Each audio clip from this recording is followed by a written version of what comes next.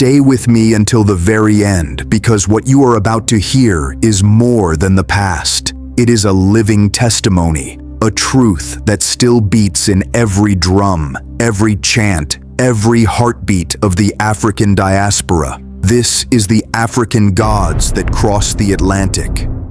The transatlantic slave trade was not just a crime of chains and whips. It was an attempt to erase entire nations, entire souls. Millions of men, women, and children were ripped from Africa, crammed into ships like cargo, and thrown into lands they had never seen. But even in that darkness, even in the bowels of those ships, Africa lived.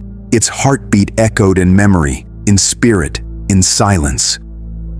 They were forbidden from praying to their gods, their drumming was banned, their ceremonies outlawed. The colonizers feared the sound of the drum because they knew it was more than rhythm, it was power. But the enslaved were cunning. They hid their gods behind Catholic saints, whispering to ocean through prayers to the Virgin, calling on Shango through Saint Barbara, and bowing to Yemaya through the image of Mary. What looked like obedience was resistance.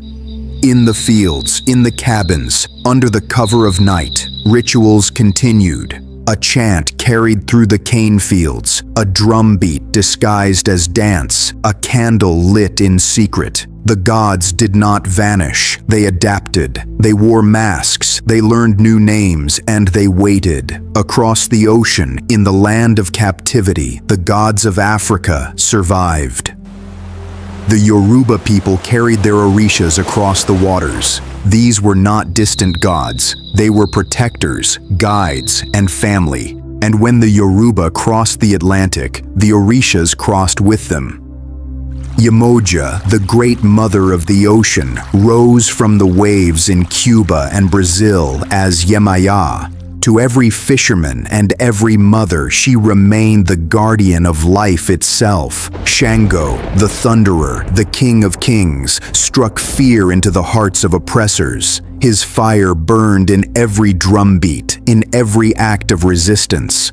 Oshun, the goddess of rivers and beauty, brought sweetness into the bitter lives of the enslaved. In every song of hope, she was there. And then there was Elegua, the trickster, the keeper of the crossroads. No prayer could begin without him. He opened the way, ensuring that even in a world of chains, the path between humans and the divine was never broken. Across Brazil, Cuba, and beyond, the Orishas lived on, renamed, disguised, but never forgotten. Santeria, candomblé, the rhythms of gospel and blues, all still carry their heartbeat.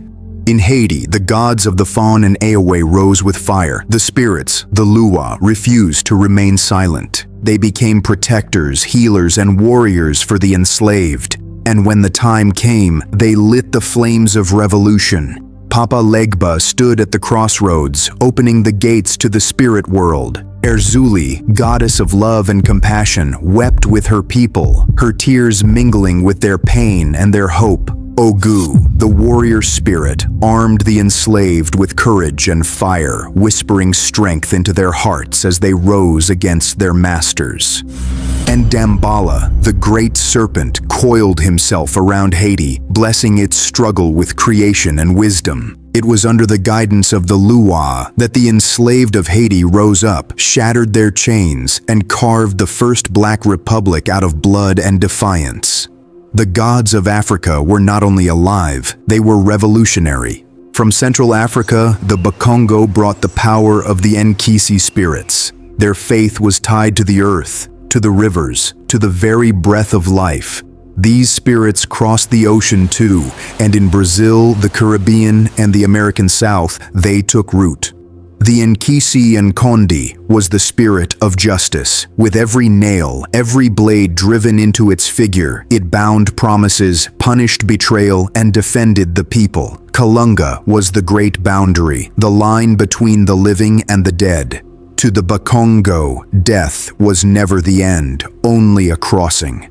And that truth gave their descendants strength to endure. And there were the Simbi, spirits of water, guardians of rivers, bringers of healing. They flowed into the songs of Louisiana's Creole people, into the whispers of hoodoo, into the prayers of the enslaved. Through them, the people remembered they were never truly cut off from their homeland. The brilliance of Africa's gods was in their ability to survive. They put on masks, they hid behind saints, they borrowed the names of angels. To the masters, the enslaved seemed obedient, bowing to Christian icons. But behind every bow was defiance, and behind every saint was an African god. In Brazil, drumming festivals disguised ceremonies for Shango. In Cuba, prayers to the Virgin Mary were offerings to Oshun. In Haiti, Catholic processions hid Vodun rituals in plain sight. Every ritual was an act of rebellion. Every hidden prayer was a strike against erasure. This was syncretism, not surrender, but resistance. It was Africa's genius to survive by transforming. The gods did not die. They wore new faces, spoke new languages, but their power remained untouched. Today, the gods of Africa are not ghosts of the past. They are alive. In Havana, thousands gather by the sea to throw flowers to Yemaya.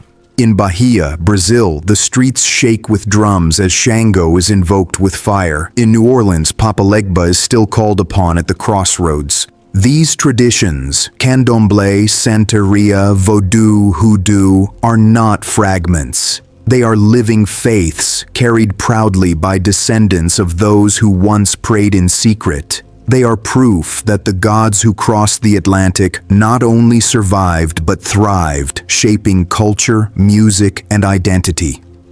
Every chant, every drumbeat, every offering is a heartbeat of Africa echoing through time. These gods are not relics, they are living power, reminding the world that Africa cannot be erased. The story of the African gods that crossed the Atlantic is not just a history lesson, it is a sacred truth. No chain, no whip, no ship could silence them. The gods endured because the people endured. They carried them across the ocean, hid them in songs, passed them to their children, and kept them alive. They turned despair into strength, exile into survival, and silence into fire. They whispered through the lips of the enslaved, thundered in the drums of rebellion, and rose in the revolution of Haiti. They crossed the ocean in darkness, but they rose in light. Remember this, the gods are not gone. They walk with us as they walked with our ancestors. They are proof that Africa is eternal, and as long as their names are spoken, Africa will always rise.